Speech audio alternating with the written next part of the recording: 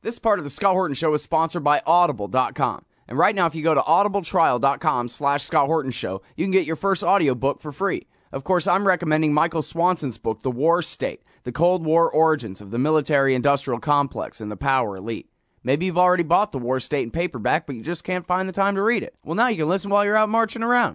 Get the free audiobook of The War State by Michael Swanson, produced by Listen and Think Audio at audibletrial.com/Scott Horton Show. All right, y'all, welcome back to the show. I'm Scott Horton. This is my show, The Scott Horton Show. And next up is Mitchell Prothero from McClatchy Newspapers, reporting live from Baghdad. Welcome back to the show, Mitchell. How are you?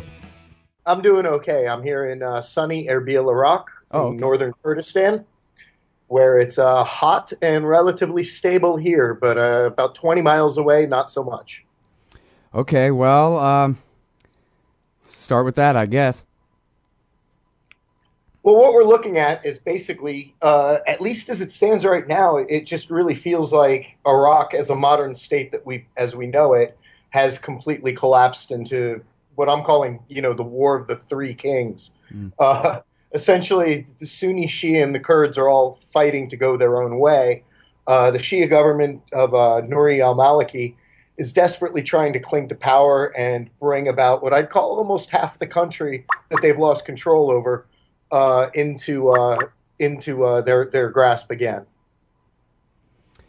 And then, so now, one thing was that you had reported, I guess, a couple of days ago that ISIS had seized at least some checkpoints, some positions on a highway to the southeast of Baghdad, attempting to cut them off from Basra. Did that pan out? I think the way you reported it was, somebody said that kind of thing. Was that verified, and does that indicate a real attempt to try to lay siege to Baghdad, do you think?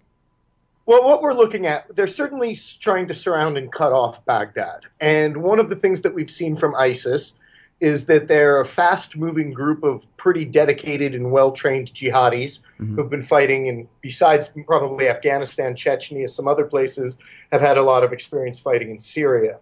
What their method has been in Iraq is they've been working with Sunnis throughout Sunni neighborhoods, Sunni Triangle as we're calling it, in order to sort of rise up and grab the Sunni sections of Iraq itself in a surrounding arc around Baghdad. They can't take the Shia areas, so what we've seen them do is cut off the western desert, which is cities like Ramadi and Fallujah. We've seen them come down from Mosul to Tikrit from the north. And earlier this week, I think what we were reporting was that the local tribes to the south of Baghdad had started taking pot shots and sort of doing testing attacks to check the defenses in these mixed neighborhoods. And my assumption is that they're testing the defenses in order to see whether or not they can take those. And if they do take those areas, Baghdad will be more or less completely surrounded and cut off from the government's Shiite population power base in the south.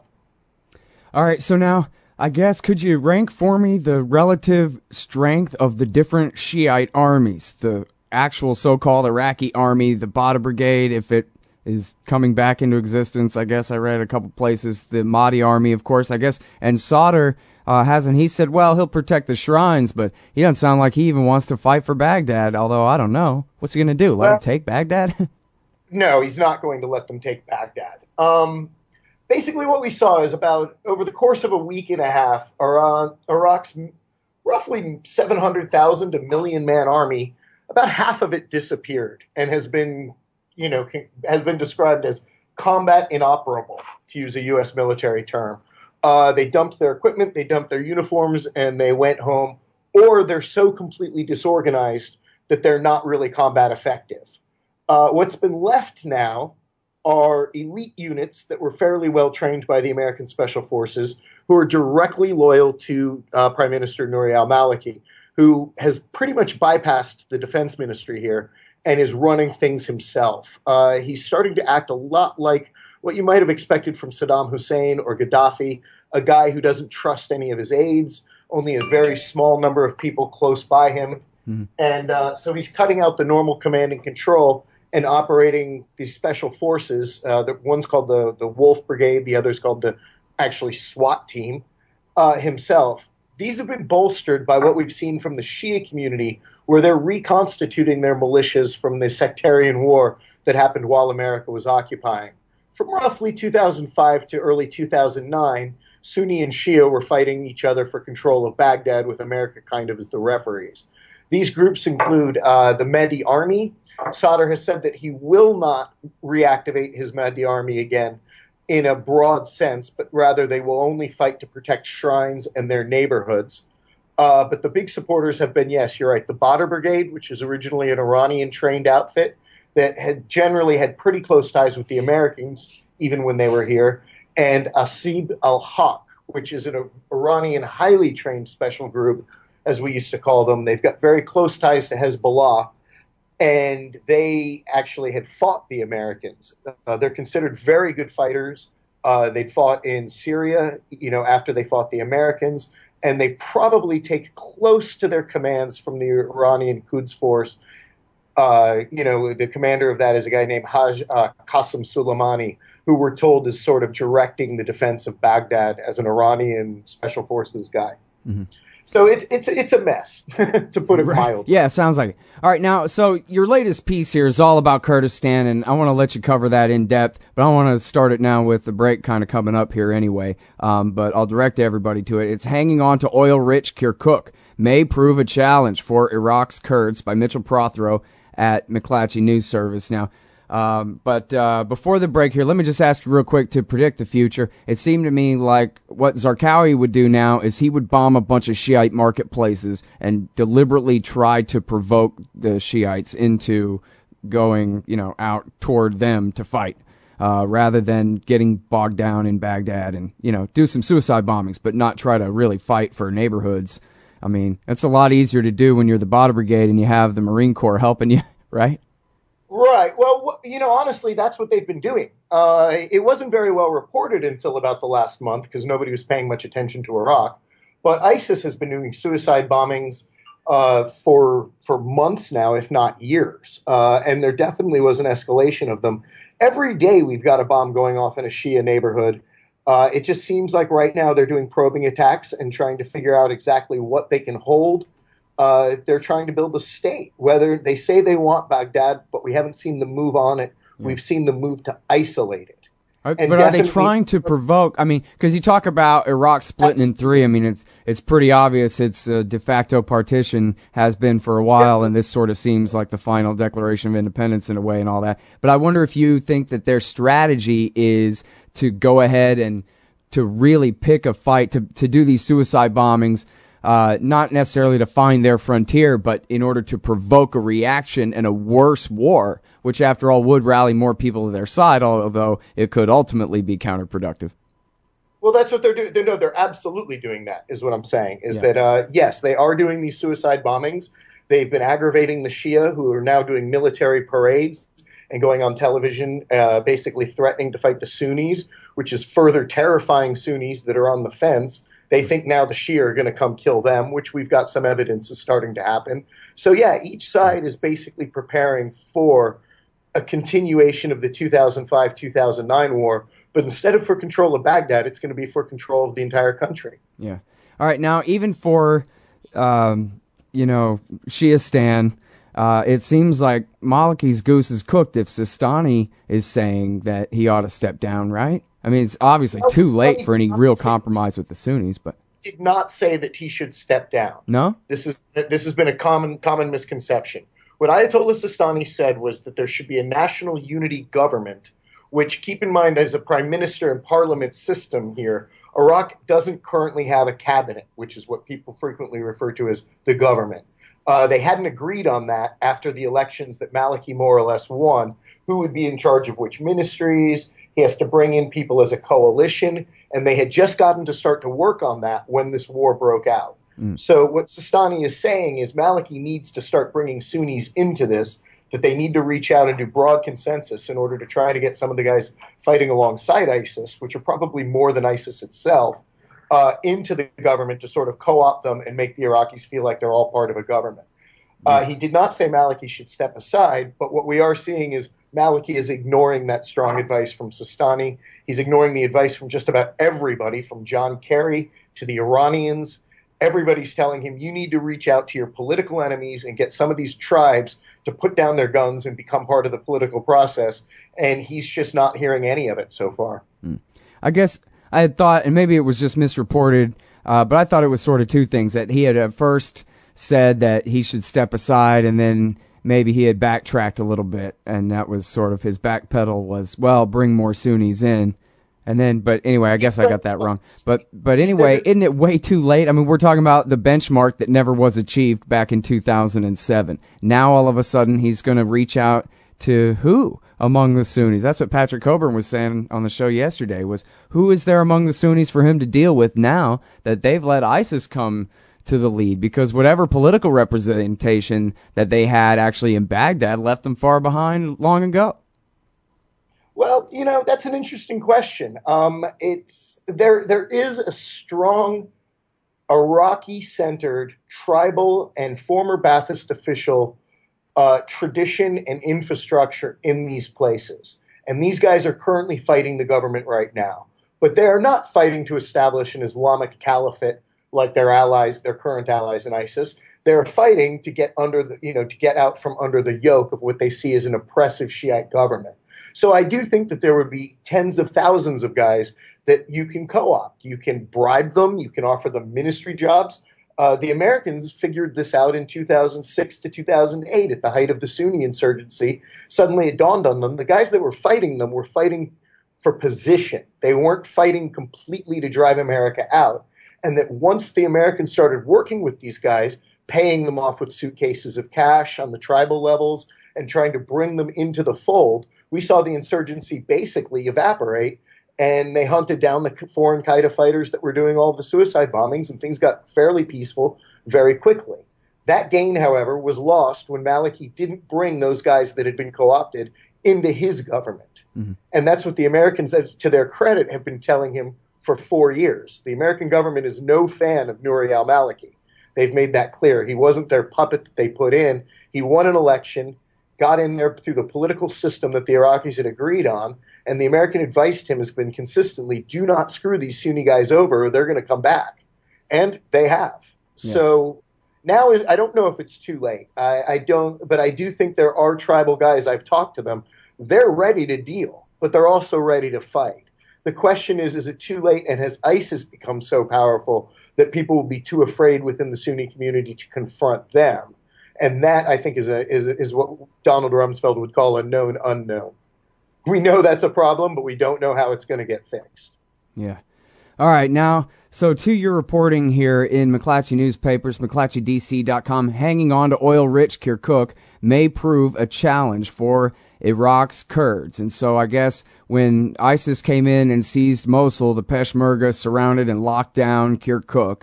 But you're saying that I guess it's been too mixed of a city, and under Saddam's control, it was not in autonomous protected Kurdistan. It was south of there during the 1990s era, and has been kind of a somewhat slow motion sectarian cleansing by the Kurds of the Arabs since then. But it's basically, I think you're saying here, it's a little bit outside their territory, as it's been up until recently, or at least you'd have to go way back to when it was really a predominantly Kurdish city.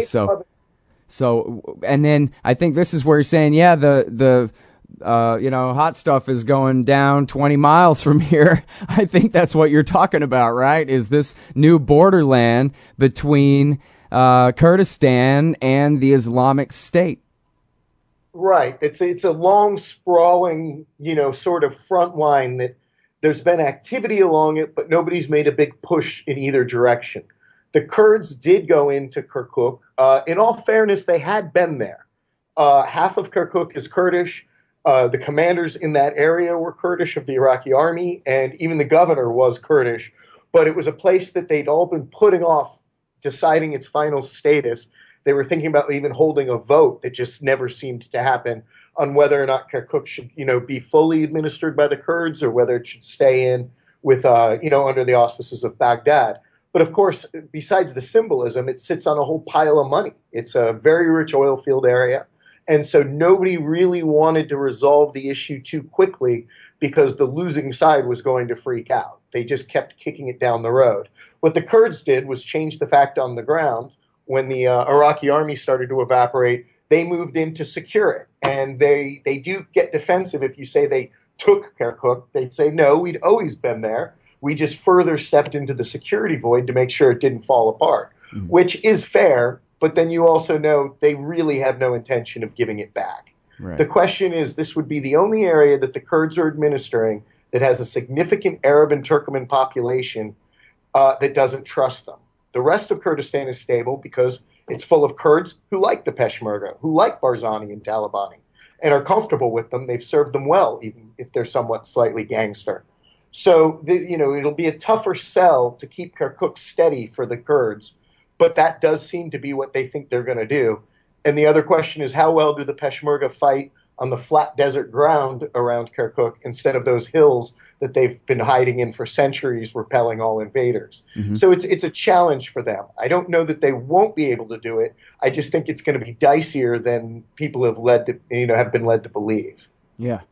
Their reputation precedes them, but a reputation is still just a reputation. And you quote a couple of experts here, who I'm not exactly sure who they are. I guess you'll clear that up for me, saying, well, I don't know if these guys are really ready to deal with ISIS because they move a lot faster. They have a lot different tactics. As you mentioned, they're out on flat ground where they're not used to fighting. And really, I think one of them says here that you quote talks about how the Peshmerga really operate in these very small groups of best friends since childhood kind of thing, rather than in any kind of real, division level, disciplined and ordered kind of a way. And that could lead to some real problems if they're up against superior numbers and they can't coordinate in higher numbers themselves.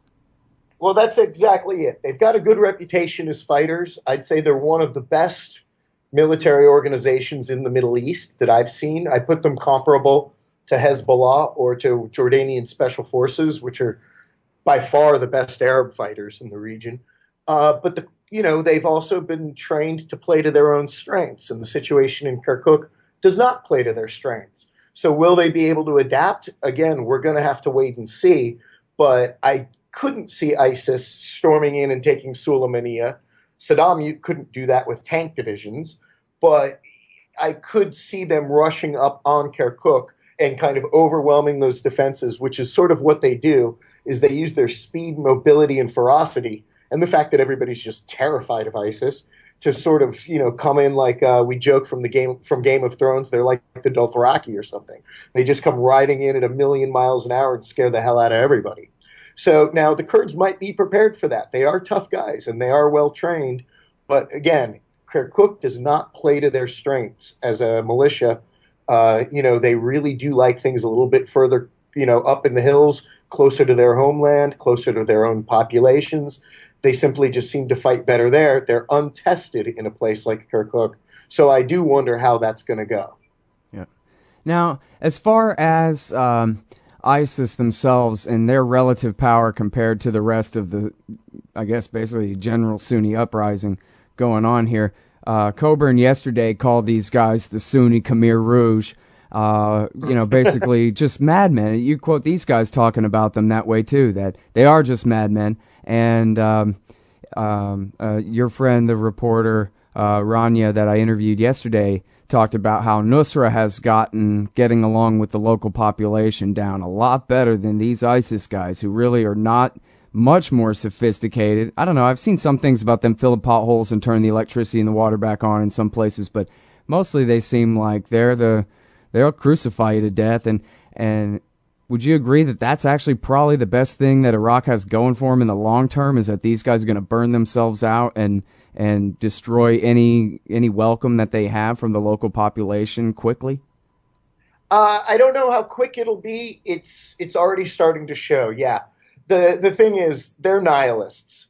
They claim to be total protectors of this idealized version of Islam that's virtually unrecognizable to any Muslim I know. And as a result, everybody who doesn't completely adhere to that can be killed.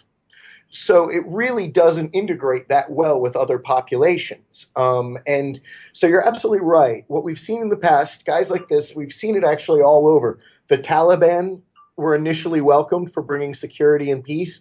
in Afghanistan and immediately irritated the living hell out of everybody because they banned kite flying and all this other stuff, Right. smoking and music. You've seen it in Somalia with the Shabab.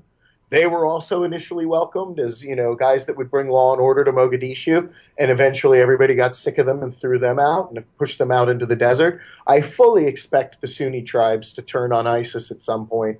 It's just what sort of bloodbath that's going to lead to is really pretty scary, because you're also going to be looking at a fight then with the Shia.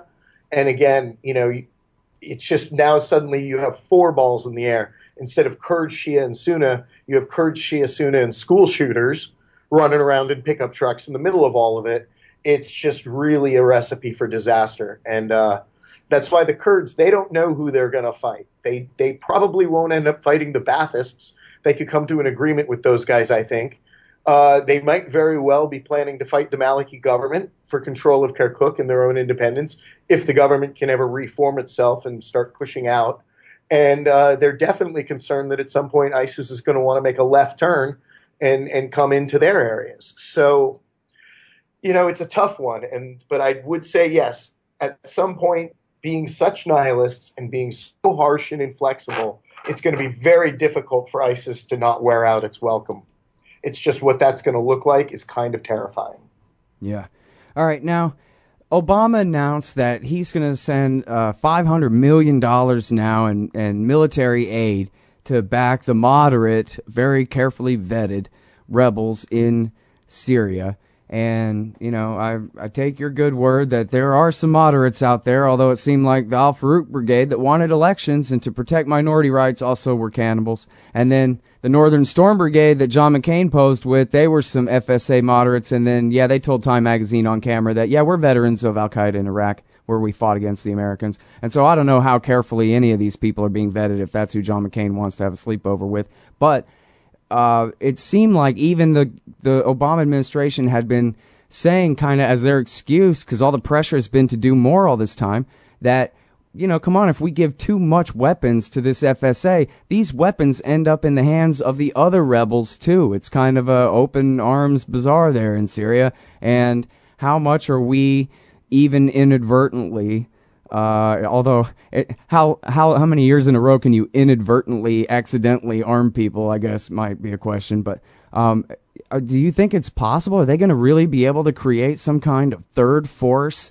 A real FSA that can kick ass, that can marginalize or even destroy the al-Nusra Front and ISIS and Assad, or at least resist Assad? Or is this some kind of pipe dream? Are they really just going to end up handing all these arms to the guys that we're now talking about, or the Khmer Rouge over in Iraq right now? Well, right now ISIS doesn't need our weapons. They've already taken all the ones we gave to the Iraqis. So oh yeah. I think that gets pretty overrated. If you're talking about small arms, RPGs, ammunition, things like that. Right now the arms embargo is killing groups within the FSA. And you're right, a lot of them are gangsters and kind of criminals, but a lot of them are pretty sincere and just simply do not have the resources, of some of the more radical groups. But if you give those guys AKs and RPGs, that stuff's really not going to have an effect on anybody else. ISIS and Nusra have those things. So it's not as huge a deal. The biggest question people come down to is they need these man-pad systems, anti-aircraft missiles that a single guy can launch, like the Stinger. That is what people have been clamoring for forever. And for the most part, advanced stuff like that is what ISIS and Nusra do not have, but the rebels don't either. That would be a game-changing weapon, but it would also be for the quote good rebels. But it would also be a very dangerous game to start handing those things out so close to Europe. But if you're talking about AKs and RPGs, even some tow missiles and stuff like that, it's not that big of a deal at this stage. ISIS could possibly have $100 million in cash and billions of dollars in U.S. equipment, including armored Humvees, MRAPs, Soviet-era tanks that they've already taken from the Iraqis. So at this stage, I don't know whether it's a great idea to try to beef up the FSA and try to reconstitute something, but I don't know if the whole scene can get all that much worse. And the Obama administration's made it completely clear they're not going to really get involved in Syria. I think it's been a notion that we've been arming rebels, or that the U.S. has been arming rebels, which I've studied that pretty exhaustively. There's been a handful of TOW missile launchers that were given to a couple of groups, but other than that, the Americans haven't given weapons, except to a handful of guys. It's been negligible on the ground. We did give radios, some food, some night vision, some body armor, stuff like that, and some other groups did steal that. But in terms of like stuff you can kill with, America has been very careful not to give any of that out to the Syrians. And it's quite possible the reason why ISIS and Nusra are as powerful as they are today is because of all the help that was denied to the, quote, good guys early on. You know, this is what you balance. But from the Obama administration's perspective, I don't think there's much good stuff that can go on here. And he did kind of get elected on the idea that he was going to get America out of these Middle East entanglements. And, you know, a perspective that you see a lot around here is, well, this is Iran's problem. If ISIS takes over Mexico, America will have to deal with it. But ISIS is next to Iran, and they hate the Iranians as much as they hate the West. I think it's time Iran stepped up and dealt with it. They're part of the reason why America didn't leave any trainers in Iraq. They wanted us out so they could exercise power over the Baghdad government. And, well, if you want to exercise power, you know, you got to clean up messes. Right. So I really don't envy the Obama national security team as they sit there and hash through this stuff. And I really don't understand when I hear Lindsey Graham and John McCain, as much as I know both men, you know, I covered them in the Senate. I think they're smart guys, but I think they're playing a bit of a cynical political game here, because if the administration helps Maliki, then what they're really doing is doing close air support for the Iranian Revolutionary Guard while they fight al-Qaeda. If they don't do anything, you can claim you let al-Qaeda took over. They're going to be able to hit the administration no matter what they do. You empowered Iran. You empowered the terrorists. There are no good choices for Obama. It reminds me of that line from The Wire where the police lieutenant concludes, you cannot lose if you do not play. It's all, the game is rigged. And from the Obama administration perspective, I think they get it. The game here is rigged. Yep. All right, now a couple of things on that real quick, and I know I'm keeping you over time here, Mitchell, but I was reading at the Long War Journal that the TOW missiles are ending up in the hands of the al-Nusra Front, and those are the guys who have pledged their loyalty to Ayman al-Zawahiri, which if the American people, never mind Iran, the American people have an actual enemy in the world, it's the al-Qaeda guys that are the butchers of New York. And so it seems like kind of it is a big deal, even if just symbolically that a single TOW missile would end up in the hands of the al-Nusra Front, and that when George Bush was paying Assad to torture these guys to death for us, now we're backing, in effect, these guys. And when you say, well, show me the weapons and all that, you know, you're reporting from there, and I don't question what you're saying, but it seems like from here it sounds like you're ignoring the fact that Obama and the CIA, and this is the New York Times version too, right, is that the CIA has been coordinating with the Saudis and the Qataris this whole time with the and with the Turks for safe haven, and that the Saudis have spent I don't know how many millions or billions of dollars under Bandar, and apparently whoever came after Bandar, to the same position, and Obama could stop that with just a stern look. I mean, to me, that doesn't sound like plausible deniability. It sounds like Obama has hired the Saudis to bankroll these guys for us, the same way when Ronald Reagan had the Israelis sell missiles to the Iranians. That wasn't plausible deniability. We saw right through it, and it was the Israelis almost got dropped from the story because of how irrelevant it was that we paid them back for the missiles they sold to Iran for us, if you know what I mean. Well, there's a couple things here. One, people have a tendency, I think, to overstate American power. Saudi Arabia considers itself in a do-or-die regional power struggle with Iran, and they've got tons of money, and honestly, I don't think they care.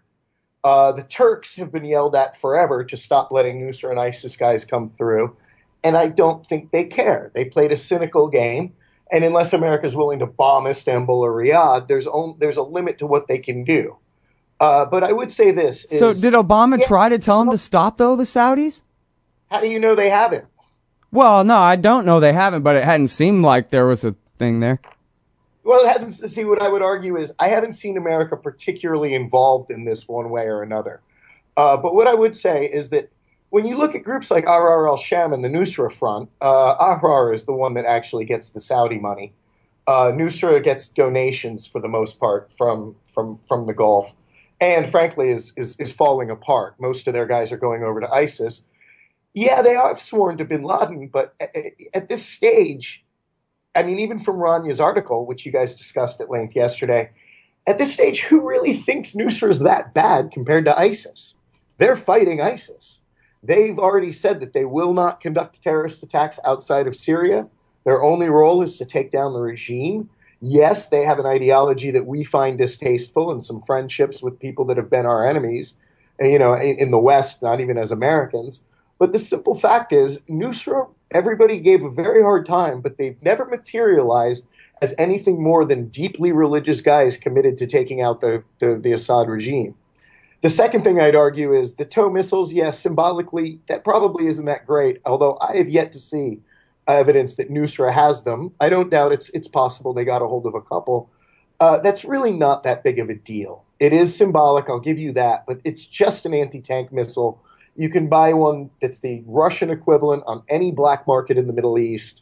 It just doesn't have a name that every high school kid knows from, playing a Call of Duty or something like that. Well, sure, but it goes back to what you were talking about Iran and how this is their problem and all of that. America is in effect siding with the American people's actual enemies against a regional strategic rival, right? Iran is not really America's enemy, and Obama even, has said that, yeah, we're doing this to help take Iran down a peg by taking Assad down a peg. Well, I mean, their goal was to support the Syrians in a revolution. Everybody kind of thought it would be quick and easy along the lines of the Arab Spring, and replace Bashar with a somewhat democratically elected government. Everybody was maybe a little naive back in that time. There was a lot of excitement about Tunisia and Egypt, and to a lesser extent, there were more concerns about Libya, but some enthusiasm. But at this stage, what you're really looking at is, all right, how do you go forward? I would say right now, America and Iran can't admit publicly to their people, but their strategic, interests now overlap. The Americans and the Iranians are not necessarily going to be going at each other in public quite like they have. They're going to have to cooperate unless they want to see an Islamic State in a third of Syria and a quarter of Iraq. And neither side particularly wants that. As far as Bashar getting overthrown, that ship has sailed. I do not think he can regain the territory in the Far East that he's lost. But with the help of Hezbollah, he's already pretty much taken the population centers in the West. I'd expect Aleppo to fall completely back into government hands in the next month or so. And essentially, once Mosul fell, the Syrian civil war was over. Nusra is starting to evaporate. Its guys are losing their funding. The new recruits want to go with the cool kids who are making a lot of noise and getting a lot of play over with ISIS right now. Everybody likes a winner, and I'm starting to see the Nusra fronts having defections. Some of their more radical guys, who you're absolutely right, do subscribe to a Qaeda ideology. They're going to go with a winner. They're going to go with the guys with the giant pile of money and ammunition. It's just human nature. So I think in the next 6 months you're going to see less and less talk about fighting in Syria as the government rolls up the rebellion. They've already taken just about all of the population centers back. Damascus is more or less stable. Homs is destroyed, but in government hands. Hama never quite fell to the rebels and more or less remains in government hands. The coastal area is completely in government hands. And I think you're about to see Aleppo turn into a 6-month version of Stalingrad, where the rebels that are inside there that are fighting get completely cut off. Wow. So, and I'm just not sure that at this stage, Bashar, who's fighting for his life, really cares that much about Raqqa or Deir ez-Zor, which probably, if it wasn't for the British, would be part of Iraq anyway. So, what we're seeing is just an end of that story. We're on to a much bigger one, which is right now there's an Islamic caliphate run by, and I agree with Patrick on this, the Khmer Rouge of Islam, that probably has 12 million people and hundreds of millions of dollars. So that's a way bigger concern than a couple of Farouk Brigade guys selling some TOW missiles to some guys whose ideology we don't like. This is something that could possibly reshape the Middle East forever. It's going to probably drag Iran into their version of Vietnam because they cannot allow this to stand. And it could very well be that the Saudis might start funding ISIS in some of these tribes in order to really bleed Iran out of revenge for all the times that Iran's gotten a leg up on them. It's really dangerous stuff, but it's all very big picture. And that doesn't even include Turkey, who right now are greatly regretting the fact they let all these Islamists in and it's gotten out of their control. They thought they could play a cool game where they let these guys in, let them go kill Bashar, and then maybe deal with them later. And the thing's gotten completely out of hand for them. And I know firsthand from intelligence officials in the West, they have been complaining to Turkey, you need to know who these guys are. You got to stop letting them come in through the airport. We got kids flying in from Birmingham and Newcastle and, London's south side are coming in to become jihadis, Pakistani kids, or British kids of Pakistani descent, guys from all over the Arab world. It was a free-for-all. The Turks just let them come, and they were warned, and now we've seen the result of this, which is there's this huge force running around and also not playing nice with Turkey. They're holding about 50 Turks in a consulate right now in Mosul, threatening to execute those guys if they don't get $100 million. So it's just an epic mess. The guys like the Farouk and Nusra, I hate to say it because, they did fight for a long time, but they're yesterday's news and they're going to really disappear, I think. Yeah. All right, now one last thing. I've kept you criminally over time here, and I'm sorry, but I can't let you go with that without asking you, what about the King of Jordan? I saw there's already border disputes going on that line. Yeah, man. He can't be feeling very good right now. Jordan is what we call a friendly police state. They have a very aggressive and very professional intelligence services that will not necessarily mess with your life so long as you don't try to overthrow the king. If you try to overthrow the king, you're in for a bad week. They are really tough guys, but it's a small country. It's got a small population. There are a lot of people within those Hashemite and Bedouin tribes that are pretty dissatisfied with the leadership, and they do have a little bit of a jihadi problem in certain towns. They've managed to keep a handle on it historically, but yeah, if Iraq falls, this is when you do start to see America going, okay, we can't just leave this to Iran. That would require probably automatic airstrikes. I think America would probably put special forces on the ground alongside the Jordanians in a hot second, because simply put, you cannot let ISIS come up to the Israeli border, because then you're literally going to be lighting the whole region on fire. And the Israelis are going to get involved, and if they start getting involved in this stuff, nobody knows how it'll turn out. They're sort of the wild card. They've been quiet. They've done a little bit of attacks here or there to try to ding Hezbollah to keep them from getting high-end weapons. But otherwise, if you notice, the Israelis are staying very quiet on all of this because simply nobody knows what their involvement how it might change the dynamic. It could rally more people to ISIS's side. It could cause, internal fighting, overthrowing of governments. So they're just trying their best to stay out of it for now. But if Jordan starts to look like it'll fall, the Israelis will not be able to continue to stay out of it. They're going to take aggressive actions, and then, Lord knows, I don't even know what that'll look like. All right. Well, thanks very much for your time, and especially for bearing with me and going overtime here on the show today, Mitchell. Oh, no problem at all. Sorry I couldn't be more cheerful, but I got to tell you, I've been in the region for 12 years, and I keep saying I don't know a lot because this is so bad. I really have no idea where it's going. In the American occupation and invasion of Iraq, we sort of had a paradigm of what really bad stuff could happen, and that stuff did come true. But in this case, I don't even know what the upper end for disaster is. It's really a mess, and I don't even know who's responsible at this point.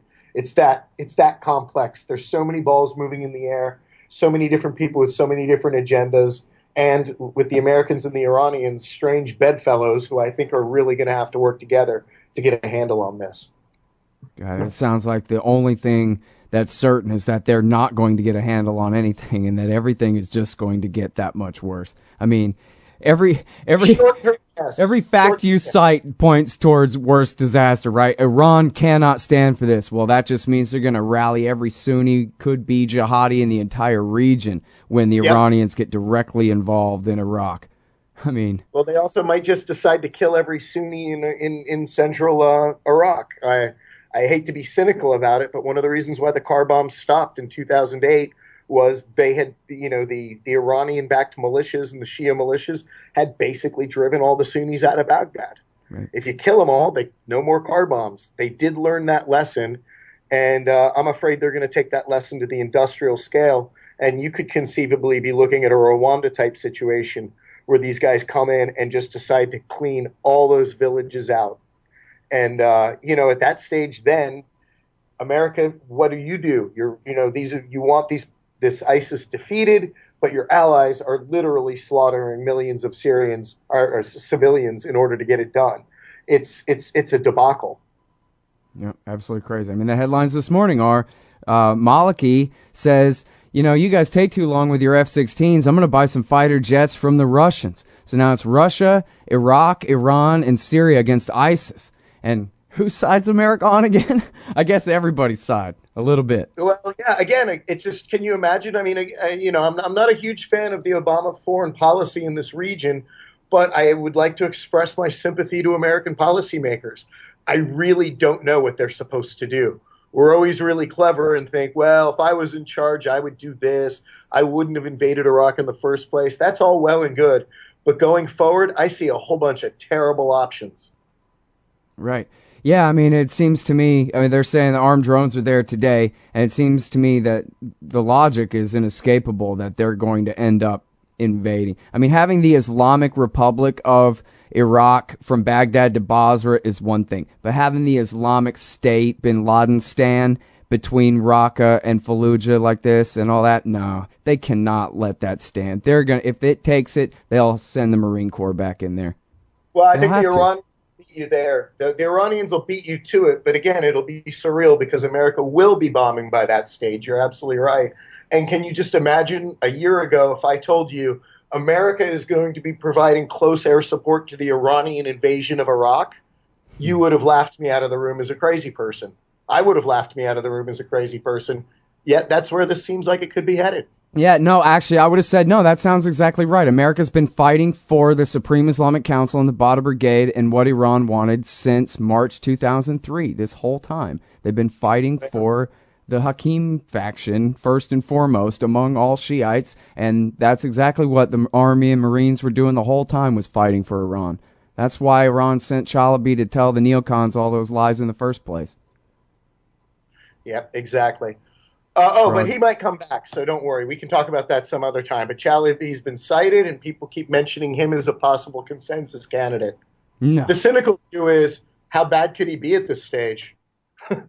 Oh, no, I just can't imagine it could be him. Although I guess I read that his family had paid for the maintenance of a shrine in Najaf for generations or something. So he does have some kind of real street credibility and grassroots power there that probably his patrons in America didn't even know about. So there's a little something there, but that can't be enough to get him the chair just because somebody in D.C. wants it. Not at this point. And I guess if that's what Khomeini wants.